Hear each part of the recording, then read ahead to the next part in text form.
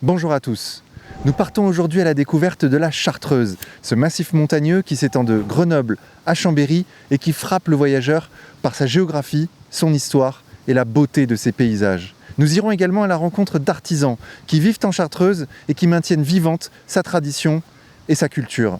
C'est 12 France, épisode 3. Bon voyage à tous.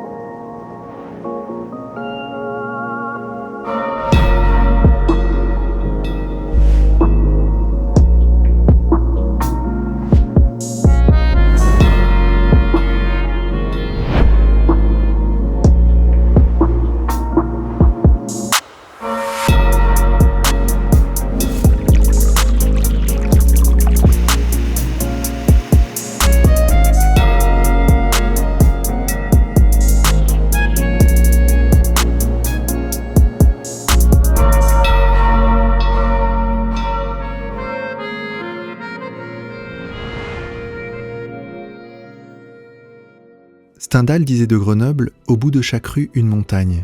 Depuis mon enfance, je vois la Chartreuse au bout de ma rue, couronnée de sa Bastille, un fort construit au XVIe siècle, puis fortifié par Vauban pour protéger Grenoble des invasions savoyardes. C'est que la Chartreuse, massif des Préalpes françaises, connecte le département de l'Isère et de la Savoie avec ses 40 km de longueur. Elle est une porte d'entrée des Alpes qui se déploie jusqu'en Italie. La Chartreuse est principalement composée de roches sédimentaires, de calcaire, signe qu'il y a 140 millions d'années se trouvait là un océan. La Chartreuse se dresse face au vent océanique venant de l'ouest et est de ce fait très arrosée. Ces pluies abondantes ont façonné au fil des millénaires ce relief très contrasté, varié, qui le rend unique parmi les massifs subalpins et qui a favorisé le développement d'une biosphère d'une immense richesse. Avec plus de 2000 espèces recensées, un tiers de la flore de France se concentre en Chartreuse. Dans ces prairies de montagne et ces forêts luxuriantes dominées par le hêtre et le sapin, vivent des milliers d'espèces animales, pour certaines introduites par l'homme, comme par exemple l'alpaga ou le lama, que Claude élève avec amour depuis 15 ans. La ferme de cet étonnant berger est la première étape de notre voyage. Ah, quelle beauté! Regarde ça, Max. C'est magnifique. Ouais, hein. Travailler dans ce contexte, c'est plus du travail. Vous voyez là, il y a une femelle lama. Ok. Donc elle a un bébé là qui est né il y a 1 mois. Allez, viens Vénus, viens. Viens Vénus, viens prendre ton pain. Viens moi Vénus, viens vite, viens. Voilà. Voilà. Tiens Tornado, tiens.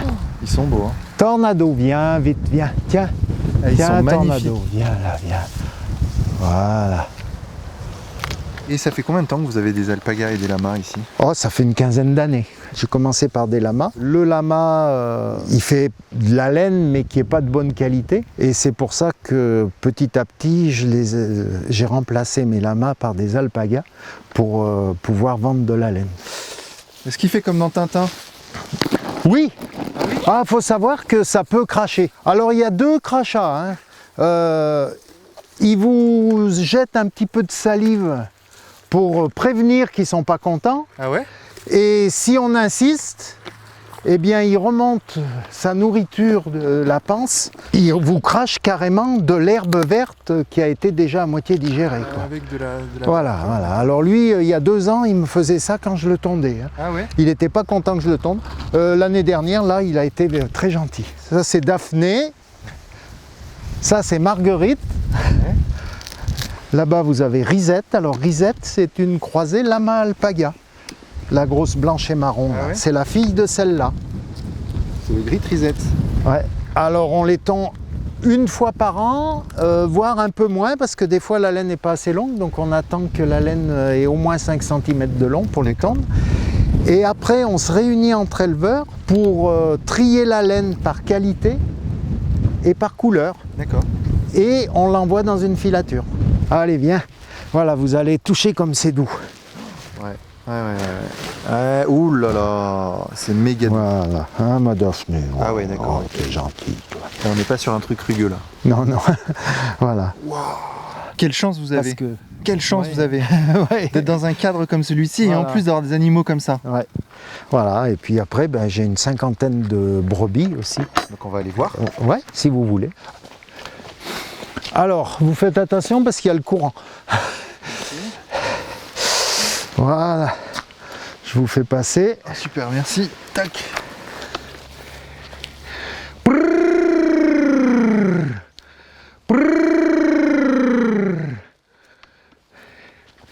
Voyez? Ils vont venir là. Té, té, té, té, té.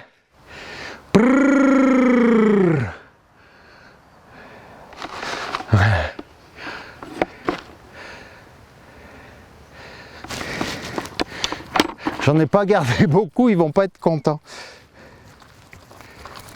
Voilà. Alors là, il y a une chèvre qui est avec les moutons, puis ça c'est le bélier, ça, c'est le reproducteur. Waouh, mais ce terrain-là, il est magnifique. Ouais. Super bien Voilà. exposé. Ah oui, oui, il est très, très bien exposé aussi. Je mets les moutons au printemps, jusqu'au 15 avril.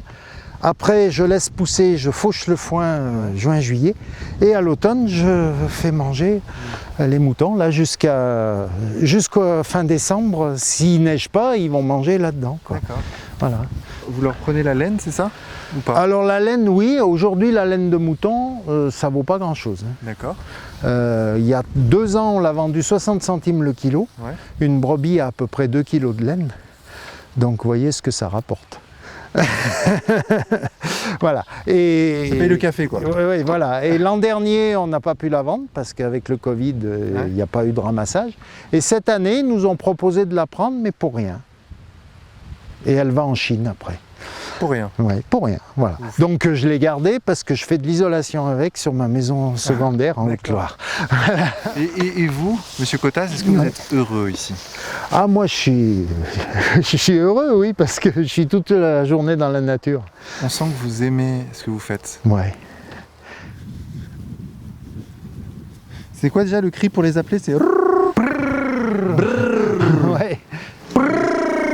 Regardez, il va pouvoir faire un plan.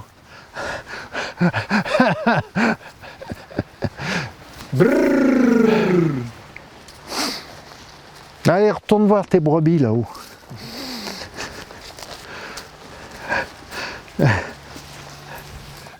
Donc là, en fait, on va voir les moutons nains de Monsieur Cotaz. Hop. Voilà.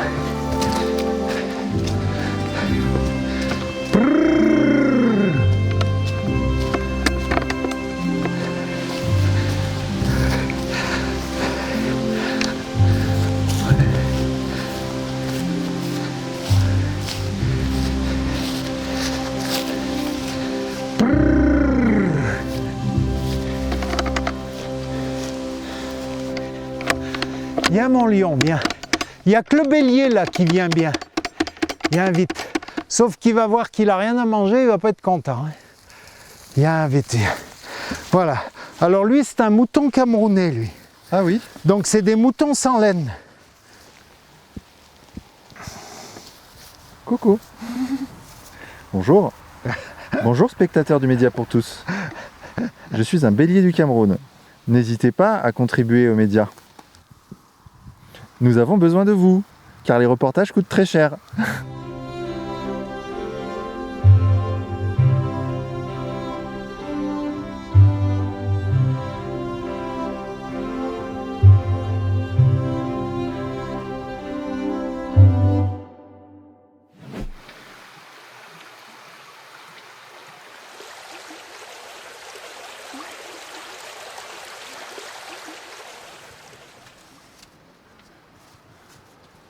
Je me trouve ici au bord du Gué-Vif. Alors le Gué-Vif est une petite rivière qui n'a l'air de rien, mais qui représente en réalité la frontière naturelle entre le Royaume de France et le Duché de Savoie jusqu'en 1860, date de rattachement de la Savoie à la France. Et le pont qui est ici, le pont romain, qu'on appelle romain non pas parce qu'il vient de l'époque romaine, mais parce qu'il a une forme en voûte à la romaine, mais il date du XVe siècle, et bien ce pont représente le point de jonction historique entre la France et la Savoie.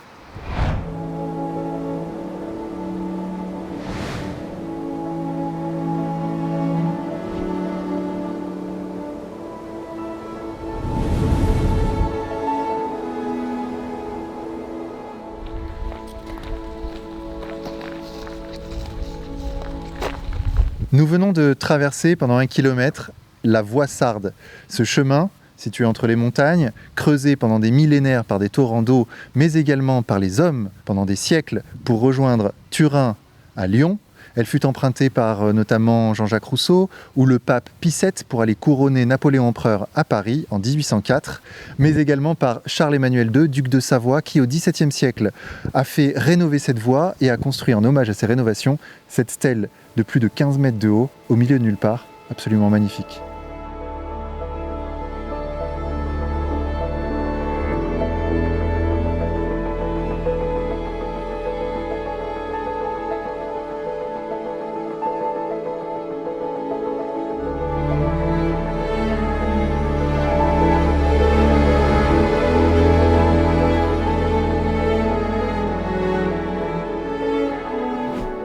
Nous arrivons à présent chez Sandrine Chapaz, une chocolatière passionnée de sa région. Je suis native de Saint-Laurent-du-Pont, j'adore cette région, j'adore la Chartreuse. Et donc cette chocolaterie, son histoire est intimement liée à l'histoire de la région, puisque vous utilisez des produits locaux dans vos chocolats. Oui. Est-ce que vous pouvez nous raconter un peu cette histoire ? J'ai toujours aimé cultiver des plantes aromatiques, découvrir des nouvelles saveurs, aller sur des marchés aux plantes pour découvrir des plantes que je ne connaissais pas, et donc les acheter, les faire pousser dans mon jardin. Et j'aime la recherche de goût, la recherche d'associations. Et quand je me suis lancée dans le chocolat, tout naturellement, j'ai adapté ce plaisir à la chocolaterie. Donc voilà, là ils passent, ils sont soufflés. Ils sortent ici sur le tapis où Johan les récupère pour les décorer un par un. Donc comme vous voyez, c'est une opération qui est minutieuse, qui est longue parce que ça se fait un par un.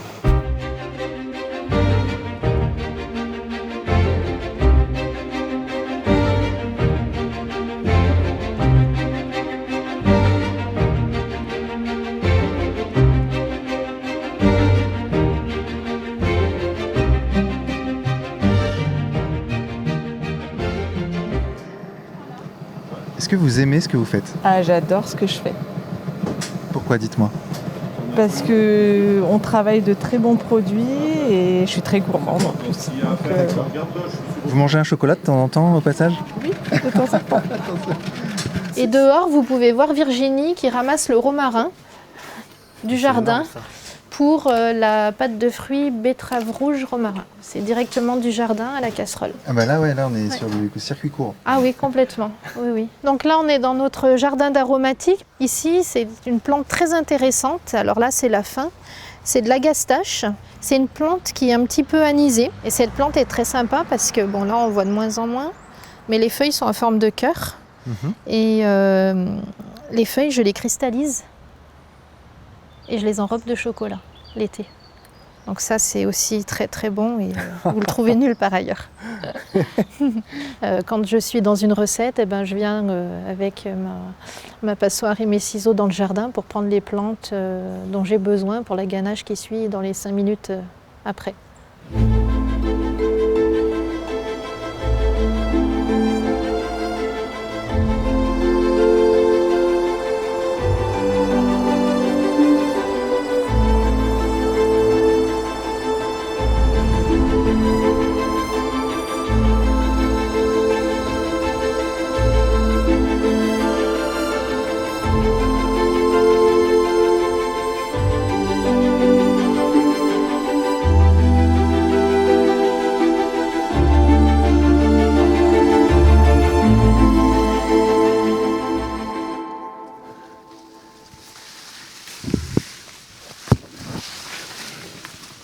J'aide l'Office national des forêts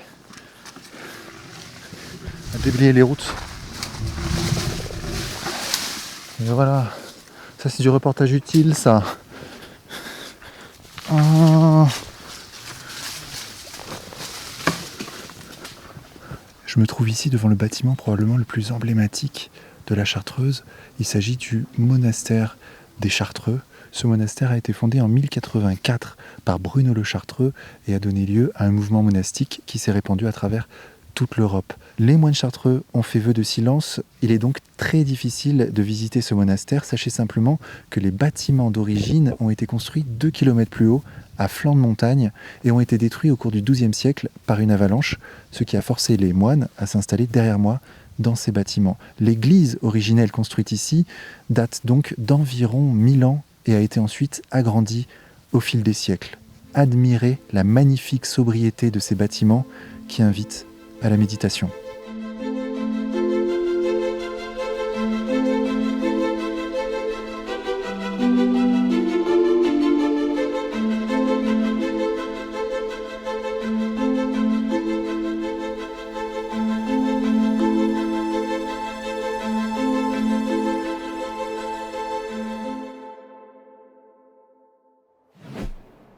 Notre voyage nous amène à présent aux portes de l'atelier de Sébastien Gandy, coutelier forgeron, qui va forger devant nous un briquet à silex, comme le faisaient les anciens de la région. Je vais démarrer ma forge.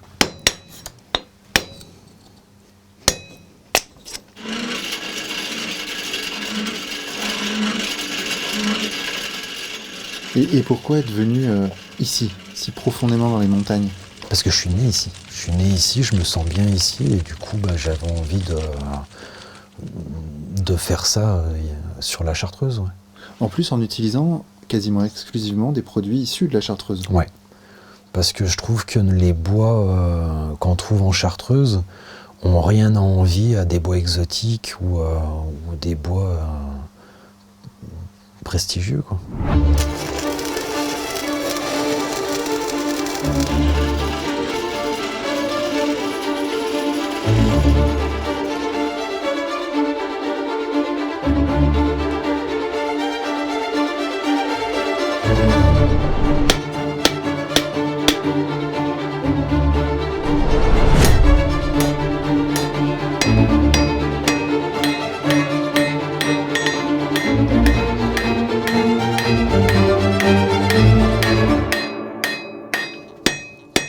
Et qu'est-ce qui te plaît toi dans ce métier ? C'est l'acier. Avoir une conception de l'acier comme si c'était de la pâte à modeler. On emmène la matière là où elle veut aller.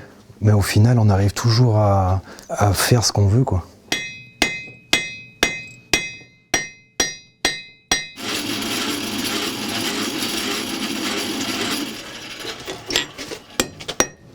Ça, c'est toi qui l'as fait ce marteau-là ? Ouais. Ouais, je fabrique tous mes outils. Que ça soit les pinces, que ça soit les marteaux, les burins, des estampes, des chasses à parer, que ça soit des tranchets. Mais c'est fou ! Fabriquer son matos, c'est apprendre à travailler aussi. Ouais. Ah ouais. Ouais, je pense que ça passe par là. T'es obligé de fabriquer tes pinces, tes marteaux, ça t'apprend. Et puis maintenant, je vais former la volute.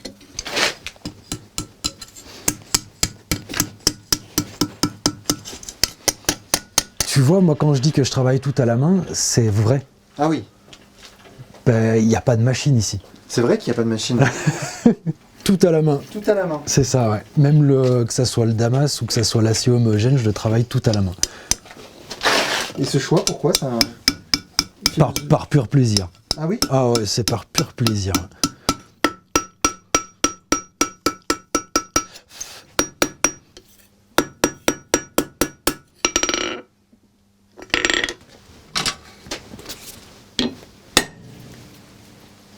Et bim. C'est une forme harmonieuse, hein ? Ouais, hein.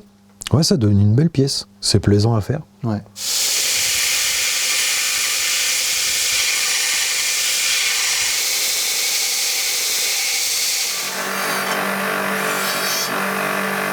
Et donc, ça, en fait, c'est un briquet à silex. Et ça fait des étincelles. Regardez-moi ça. Avec ça, donc, tu allumes un feu... C'est ça, une braise. On forme une braise avec ça. Donc, un silex. Du coton. Et du coup, ça forme une braise. Vous avez vu ça, les gars ? Ou autrement, après, si on n'a pas de coton, on peut prendre de l'amadouvier. Les champignons qui poussent sur les arbres. Et ce type de briquet était utilisé à l'époque ? Genre au Moyen-Âge ? Au Moyen-Âge, ouais. Ah ouais. Ouais. C'était ça, les briquets ? C'est ça. En fait, c'est un briquet du Moyen-Âge. Ouais. Fais voir. Je peux essayer de faire un feu avec ça ? Bien sûr. Ouais, ouais.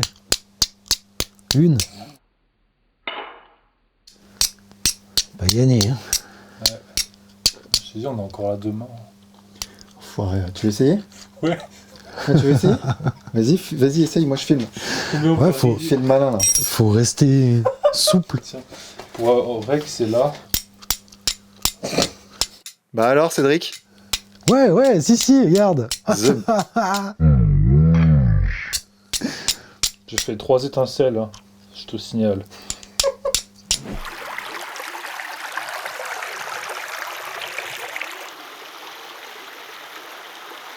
On se trouve maintenant dans un paysage véritablement féerique, puisqu'on est au cirque de Saint-Même, qui est un des joyaux du massif de la Chartreuse, et qui est en fait, donc le cirque, ces falaises que vous voyez derrière moi, blanches, calcaires, de plus de 500 mètres de haut, desquelles coulent 4 cascades, qu'on va aller voir tout de suite, puisque c'est une promenade qui est très prisée ici en Chartreuse et qu'on va faire ensemble.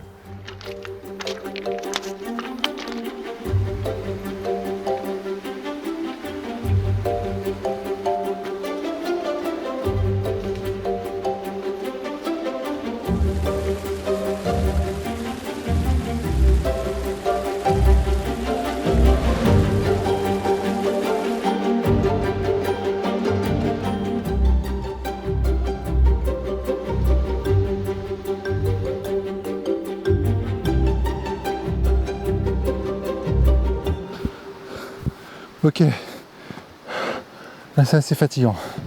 On vient de marcher bien 30 minutes, Bien raide. bien raide, ouais. Avec le sac de matos sur le dos. Hein. Donc là on arrive enfin à la cascade et au cirque en lui-même. Vous allez voir, c'est magnifique. Et on l'a bien mérité.